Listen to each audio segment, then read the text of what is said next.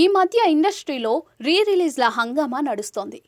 కొత్త సినిమాలు థియేటర్స్లో రిలీజ్ అయ్యి ప్రేక్షకులను ఆకట్టుకుంటూ ఉన్నాయి.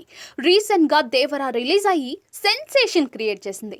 అలాగే చాలా సినిమాలు థియేటర్స్లో సందడి చేస్తున్నాయి. అలాగే మరోవైపు ఓటీటీల్లోనూ సినిమాలు అదరగొడుతున్నాయి. ఇక కొత్త సినిమాలతో పాటు పాత సినిమాలు రిలీజ్ అవుతున్నాయి.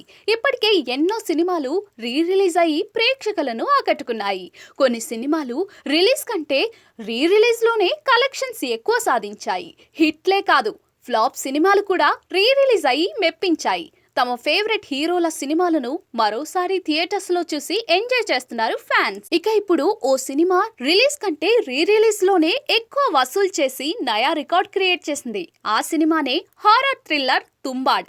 ఈ సినిమా చూడాలంటే ధైర్యం ఉండాల్సిందే. ఈ సినిమా గురించి ఎంత చెప్పినా తక్కువే. మైథలాజికల్ హారర్ కాన్సెప్ట్తో వచ్చిన ఈ మూవీకి రాహి అనిల్ బార్వే, ఆనంద్ గాంధీ సంయుక్తంగా దర్శకత్వం వహించారు. ఈ మూవీ రిలీజ్ అయిన సమయంలో పెద్దగా క్రేజ్ తెచ్చుకోలేకపోయింది. ఆ తర్వాత ఓటీటీలోకి వచ్చిన తర్వాత ఈ మూవీని చాలా మంది చూసి ఇష్టపడ్డారు. ఇప్పటికీ ఈ సినిమాకు క్రేజ్ తగ్గలేదు. ఈ క్రమంలో తుంబాడ్ను రిలీజ్ చేశారు.